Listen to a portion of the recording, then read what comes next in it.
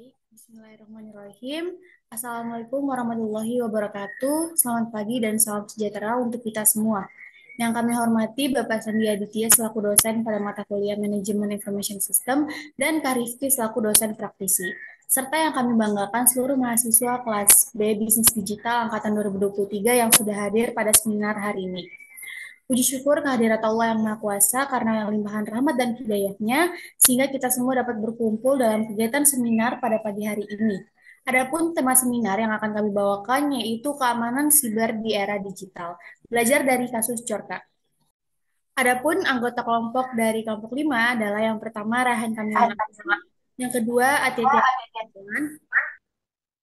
yang ketiga Meswara Zahran, yang keempat Muhammad Faisal, dan yang terakhir Akhirul Ramadhani. Next. Materi-materi yang akan kami sampaikan adalah yang pertama, kasus Jorka, yang kedua, awal penyebab, yang ketiga, dampak yang ditimbulkan, dan yang terakhir, solusi dari permasalahan. Oke, kita kumpas tuntas dulu nih, apa sih itu kasus Bejorka? Nah, nama Bejorka ini merupakan nama akun yang berasal dari dark web, yang mayoritas kalian tahu lah, dark web itu sesuatu hal yang negatif. Oke, lalu apa sih hubungannya dark web dengan kasus Bjorka ini? Nah, kasus Bjorka ini nih mulai ramai nih diperbincangkan masyarakat pada tahun 2022. Nah, lantaran Bjorka ini telah mengakui kalau dia memiliki sejumlah data pribadi milik jutaan masyarakat Indonesia. Tentu aja kan kalau Bjorka ini memiliki data pasti bakal menggemarkan masyarakat Indonesia. Nah, tercatat, Bjorka ini telah mengklaim memiliki 26 juta histori browsing pelanggan IndiHome, 1,3 miliar data registrasi SIM card, dan juga 105 juta data KPU. Nah, data yang diambil Bjorka ini berupa catatan login, nomor kontak, nama asli, email, kata sandi, nomor induk, dan masih banyak yang lainnya. Nah, dengan data-data yang dimiliki Bjorka ini, dia berniat untuk menjual data tersebut kepada para pelanggan sebesar 1,3 miliar dalam bentuk Bitcoin. Boleh di next? Nah, setelah kasus ini gempar, tentu aja nih kasus ini langsung viral.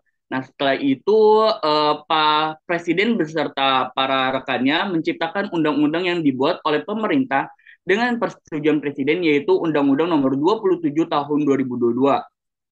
Nah, yang berisi tentang peraturan pelindungan data yang telah ditunjukkan kepada warga negara agar hak warga negara dapat terjamin atas perlindungan data pribadi dan menumbuhkan kesadaran atas pentingnya menjaga data pribadi.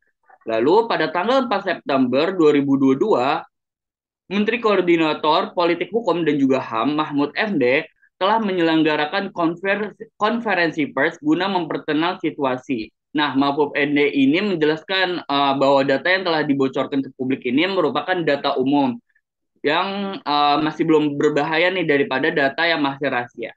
Boleh di next? Tak lama setelah Mahfud MD menggelar konferensi pers, seorang pemuda asal Madiun yang berinisial MAH, polisi menetapkan MAH menjadi tersangka nih atas kasusnya Bjorka. Nah, setelah diusut tuntas, MAH ini merupakan bagian dari Bjorka nih. Nah, MAH menetapkan tersangka karena dirinya tuh terlibat dalam aksi membantu hacker Bjorka dalam menyediakan channel Telegram yang bernama Bjorkanism. Nah, lalu apa sih yang menjadi penyebab kasus ini yang bisa terjadi? Selanjutnya akan disampaikan oleh rekan saya.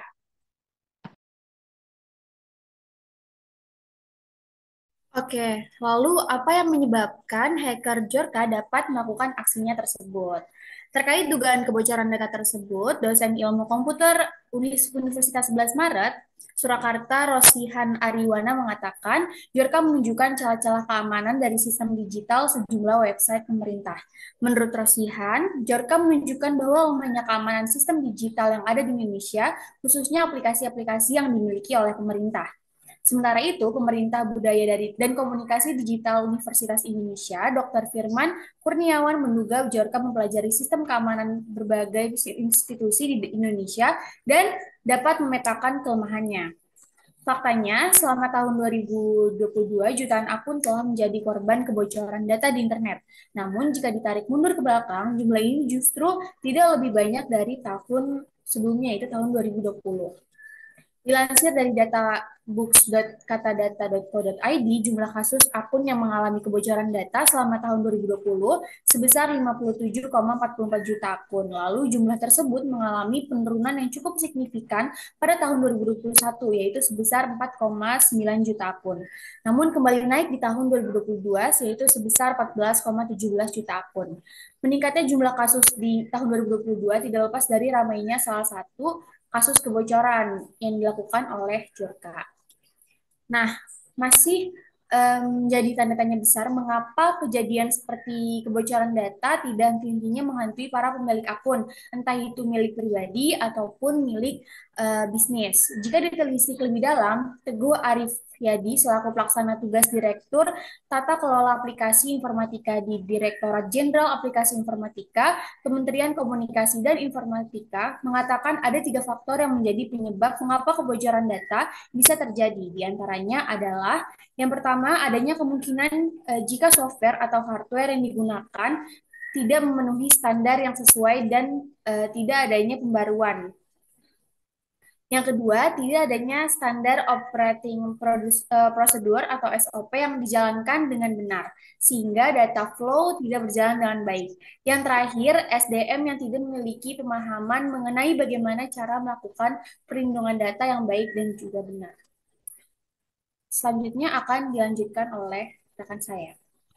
Baik, berikutnya saya akan membacakan apa aja sih yang telah dilakukan oleh hacker Bjorka ini terhadap data-data kita yang bocor dan dampak-dampaknya itu. Jadi yang pertama itu adalah bongkar password. Jadi apabila data kita itu bocor, password kita tuh bisa dibongkar yang nantinya password seperti sosial media kita bisa diretas lalu bisa digunakan untuk penipuan dan penyalahgunaan yang lainnya. Lalu dampak yang kedua adalah dibuat untuk mengakses pinjol. Jadi dari apabila data pribadi kita bocor seperti nama lengkap, tempat tanggal lahir, alamat, nomor telepon, hingga email, itu bisa digunakan oleh si hacker ini untuk mengajukan pinjaman online atau pinjol. Lalu yang ketiga adalah profiling untuk target politik atau iklan di media sosial. Jadi data-data personal yang diambil bisa dipakai untuk rekayasa sosial hingga profiling. Misalnya mengkategorikan berdasarkan umur dan demografi penduduk, berdasarkan lokasi, hobi, hingga jenis kelamin. Yang di mana data tersebut itu bisa digunakan untuk sosialisasi politik maupun target iklan di media sosial. Lalu yang keempat adalah bobol layanan keuangan. Jadi data nomor telepon itu sebagai dan sebagainya itu bisa digunakan untuk membobol akun media sosial atau layanan lain. Sebagai contoh untuk membobol layanan pembayaran digital seperti GoPay atau OVO. Boleh di next. Nah, ini adalah salah satu contoh-contoh data apa saja yang sudah dibocorkan oleh Biorka, yaitu dari ada 6, itu ada kebocoran data IndiHome, lalu ada data registrasi kartu seluler seperti nomor telepon, lalu ada kebocoran data KPU RI, klaim kebocoran, ada juga klaim kebocoran dari surat presiden, kebocoran data BPJS Ketenagakerjaan, dan kebocoran data paspor orang-orang Indonesia. Oke, dan selanjutnya akan dilanjutkan oleh teman saya. Selanjutnya adalah solusi yang dapat dilakukan dari pihak aplikasi informatika seperti Kementerian Komunikasi dan Informatika atau Kominfo, serta Badan Cyber dan Sandi Negara atau BSSN, serta badan di bawahnya BSSN seperti penyelenggara sistem dan transaksi elektronik atau PSTE adalah yang pertama, peninjauan keseluruhan atau comprehensive review. Bagaimana badan-badan seperti Kominfo dan BSSN mencari tahu titik masuk yang digunakan hacker seperti Bjorka, metode yang digunakan untuk menembus pertahanan keamanan, dan apa yang menjadi target utama dari serangan tersebut. Lalu periksa sistem yang terkena atau berhasil dibobol seperti hardware, software, jaringan, database, dan infrastruktur lainnya yang terhubung. Yang kedua, isolasi dan tanggapan cepat. Dengan mengisolasi sistem yang terkena serangan dari jaringan yang lebih luas untuk mencegah penyebaran serangan ke sistem lain, untuk mengurangi kerusakan lebih lanjut, lalu harus merespons secara cepat terhadap serangan yang melibatkan pengumpulan informasi yang lebih lanjut tentang serangan, termasuk cara masuknya, apa yang telah diakses oleh hacker, dan sejauh mana kerusakan yang telah terjadi. Yang ketiga, pemulihan data. Dengan mengidentifikasi data yang telah hilang atau rusak selama serangan, lalu data yang hilang atau rusak dapat dipulihkan dari cadangan yang telah disimpan sebelumnya. Setelah itu, data dipulihkan dari cadangan, lalu memverifikasi keaslian dan keutuhan data tersebut, lalu perbaikan data yang rusak, deteksi dan menghapus malware yang mungkin telah disisipkan oleh penyerang. Uji kembali fungsionalitasnya sistem yang sudah diretas tersebut. Yang keempat, analisis kelemahan.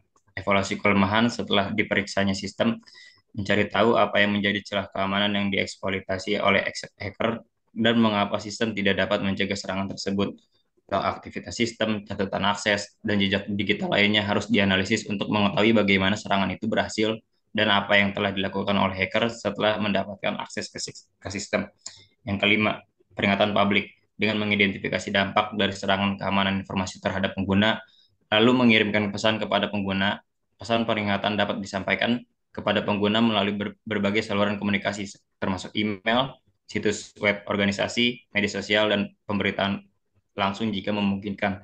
Yang keenam, kerjasama dengan otoritas. Otoritas seperti lembaga penegak hukum lokal, nasional, atau internasional seperti kepolisian, badan investigasi kriminal, atau lembaga pemerintah yang memiliki yurisdiksi dalam hal keamanan cyber.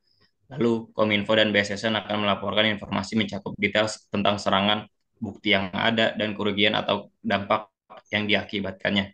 Karena pelaporan serangan ini penting untuk memungkinkan otoritas memulai penyelidikan dan tindakan penegakan hukum yang sesuai. Yang ketujuh, langkah pertama adalah melakukan evaluasi menyeluruh terhadap sistem dan infrastruktur keamanan, melibatkan peninjauan kelemahan yang telah dieksploitasi oleh serangan sebelumnya, identifikasi celah keamanan baru, dan penilaian keaktivitas kontrol keamanan yang ada. Langkah selanjutnya adalah memperbaiki kelemahan yang telah diidentifikasi dalam sistem dengan melibatkan pembaruan perangkat lunak, konfigurasi ulang sistem, penambahan lapisan keamanan tambahan, atau implementasi kontrol akses yang lebih ketat. Lalu perbarui software yang digunakan untuk operasional, pemantauan aktivitas jaringan dan sistem. Yang kedelapan, audit rutin. Langkah pertama adalah pencarian informasi yang relevan tentang sistem proses dan kebijakan keamanan harus dikumpulkan. Selanjutnya, merencanakan audit dengan cermat. Bagaimana penentuan ruang lingkup audit, tujuan audit, jadwal audit, serta pengalokasian sumber daya dan personil yang tepat untuk melaksanakan audit. Selama audit, sistem dan kontrol keamanan informasi akan dievaluasi secara menyeluruh dengan pemeriksaan konfigurasi sistem, kebijakan akses, perlindungan data, serta tata kelola keamanan secara umum. Yang kesembilan, laporan dan transparansi dengan memberikan informasi yang jelas dan terperinci tentang serangan yang terjadi, bagaimana jenis serangan, waktu kejadian, bagaimana serangan berhasil, dan potensi dampaknya terhadap organisasi atau perusahaan dan pengguna, lalu memberikan pemahaman yang jelas kepada pemangku kepentingan tentang serangan yang terjadi, serta langkah-langkah yang diambil oleh organisasi untuk menanggapi situasi tersebut. Perlu digarisbawahi, informasi yang dilaporkan harus mencakup detail yang cukup untuk memberikan pemahaman yang baik tentang serangan, seperti sumber serangan, jenis data yang terkena dampak, langkah-langkah yang telah diambil untuk menangani serangan, dan tindakan yang direkomendasikan kepada pengguna, serta memberikan pembaruan secara teratur kepada pemangku kepentingan selama tanggapan terhadap serangan. Dengan memberikan pembaruan tentang kemajuan penyelidikan, langkah-langkah yang diambil untuk mengatasi serangan dan status pemulihan sistem.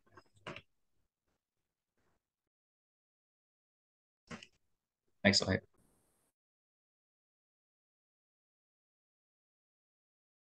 Oke, sebelum masuk kesimpulan, boleh teman-teman yang mau ngasih statement dibacakan terlebih dahulu, biar dirangkum sekalian.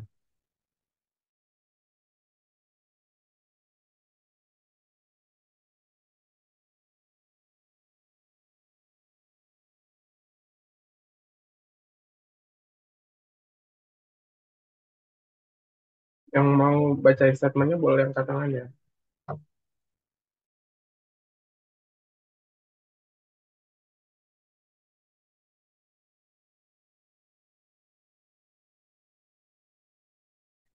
Eh, Perkenalkan, nama saya Syedina Alifia Yusuf dari kelompok 7.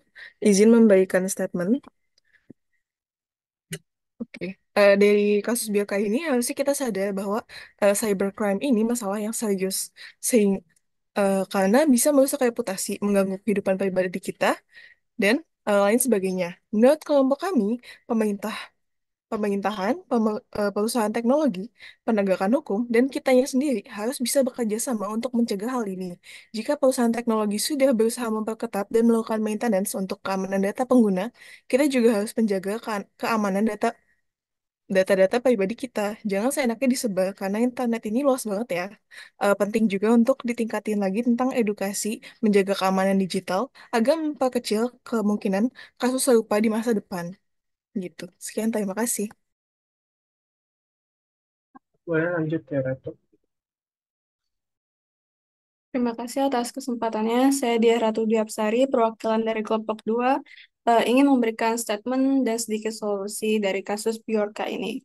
Jadi kasus Bjorka ini kan adalah peristiwa yang mengungkap kelemahan dalam perlindungan data dan keamanan cyber, atau bisa dibilang pembocoran data secara besar-besaran. Dampak dari kasus Bjorka ini juga sangat meresahkan masyarakat karena mereka menyadari betapa rentannya data pribadi mereka terhadap serangan hacker dan potensi penyalahgunaan oleh pihak yang tidak bertanggung jawab. Hal ini juga mengakibatkan meningkatkan kekhawatiran akan keamanan digital dan menimbulkan tuntutan akan tindakan yang lebih tegas dalam perlindungan data. Menurut kelompok 2, solusi yang diperlukan untuk kasus hacker Bjorka ini, yang pertama itu penegakan hukum yang tegas terhadap pelaku kejahatan cyber seperti hacker Bjorka itu, untuk memberikan efek jera dan mengurangi insentif dalam melakukan serangan cyber di masa depan. Yang kedua, perlu dilakukan penguatan infrastruktur keamanan digital dengan meningkatkan investasi dalam pembaruan sistem dan perangkat lunak, serta memberikan program pelatihan dan pendidikan bagi karyawan dan masyarakat untuk meningkatkan kesadaran akan risiko cyber dan mengurangi kerentanan terhadap serangan hacker. Mungkin itu saja, terima kasih. Terima kasih. Selanjutnya boleh Jasmine.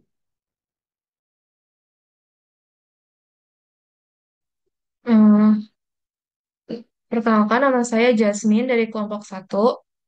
Di sini saya akan memberikan statement kelompok kami mengenai kasus Jorka ini. Nah, menurut kelompok kami, kasus ini memang sangat meresahkan karena juga mencuri atau merampas data pribadi maupun data sebuah institusi. Nah, maka dari itu, kelompok kami setuju bahwa kasus ini tuh harus ada solusi yang ditimbulkan secara cepat dan tanggap. Yang pertama itu, kami juga berpendapat bahwasanya untuk kasus ini tidak terjadi lagi, harus adanya tindakan preventif yang mana harus adanya keamanan data ketika kita akan menyimpan sebuah data. Jadi, harus ada preventifnya. Lalu selanjutnya solusi dari kelompok kami itu eh, keamanan data itu sangat penting sehingga semua orang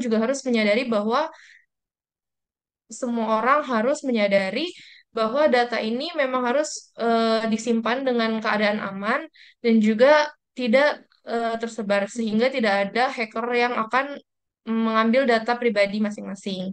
Nah, kasus ini tuh kan mengancam keamanan data berbagai pihak ya. Jadi, setiap pihak itu mau dari individu maupun institusi juga harus perlu mempunyai sumber daya sumber daya manusia yang paham gitu tentang adanya data cyber. Nah, maka dari itu keamanan data menurut kelompok kami itu sangat penting sehingga harus dilakukan oleh berbagai pihak. Terima kasih. Oke, terima kasih. Ada lagi yang mau? Ya, Saya boleh, boleh Virgi.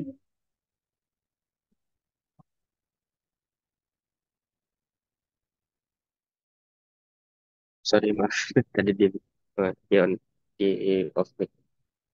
Saya ingin memberikan sebuah tanggapan terkait kasus Biorka ini ya.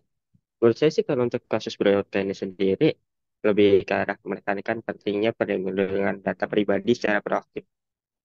Ya, karena serangan cyber ini ya memang mereka ini dapat merusak secara finansial, emosional, juga psikologis, dan juga terlebih mereka ini bisa merusak dari waktu kapan saja.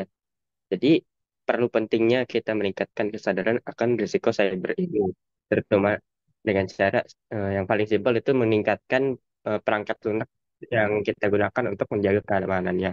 Dan juga kita juga perlu nih pendidikan praktik terkait keamanan digital.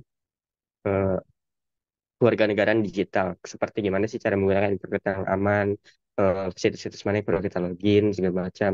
Dan apa sih yang perlu kita waspadai seperti fake link ataupun ads.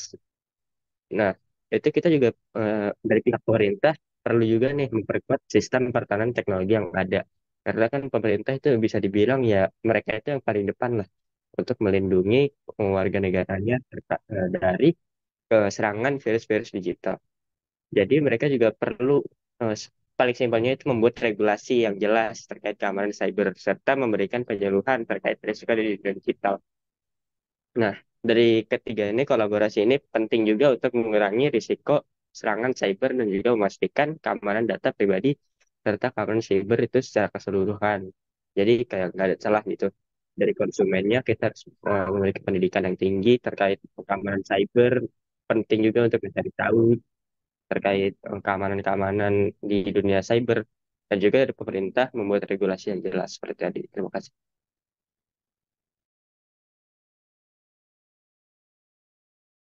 Terima kasih. Karena waktunya udah habis, saya lanjutkan baca rangkuman dan rilis statementnya. Oke, sebelumnya saya bacakan rangkuman ada di sini. Pentingnya keamanan siber melibatkan keamanan serangan dan strategi perlindungan. Dengan fokus pada sandi yang efektif, kesadaran pengguna dan teknologi terkini, kita dapat memitigasi dampak hacker. Melalui langkah-langkah ini, kita dapat menciptakan lingkungan digital yang lebih aman dan terlindungi. Nah, lanjut dari kasus Biorka, kita telah mengungkapkan kelemahan dalam perlindungan data dan keamanan siber yang mempengaruhi berbagai pihak termasuk masyarakat dan pemerintah dengan dampak yang signifikan, termasuk tercurinya data NIK, KK, dan data-data pribadi lainnya. Solusi yang bisa dilakukan dalam mengatasi kasus berikut adalah eh, contohnya ada penegakan hukum yang tegas terhadap pelaku kejahatan, penguatan dalam infrastruktur keamanan digital, dan meningkatkan kesadaran individu akan risiko cyber melalui pendidikan dan pelatihan. Oke, berarti kesimpulannya adalah kerjasama antara pemerintah dengan keamanan teknologi digital, para penegak hukum dan masyarakat akan meningkatkan keamanan digital yang menjadi kunci untuk mencegah kasus yang sama terjadi lagi di masa depan. Mungkin seperti itu dari kelompok kami. Terima kasih atas perhatian dan penyampaian statementnya. Wassalamualaikum warahmatullahi wabarakatuh.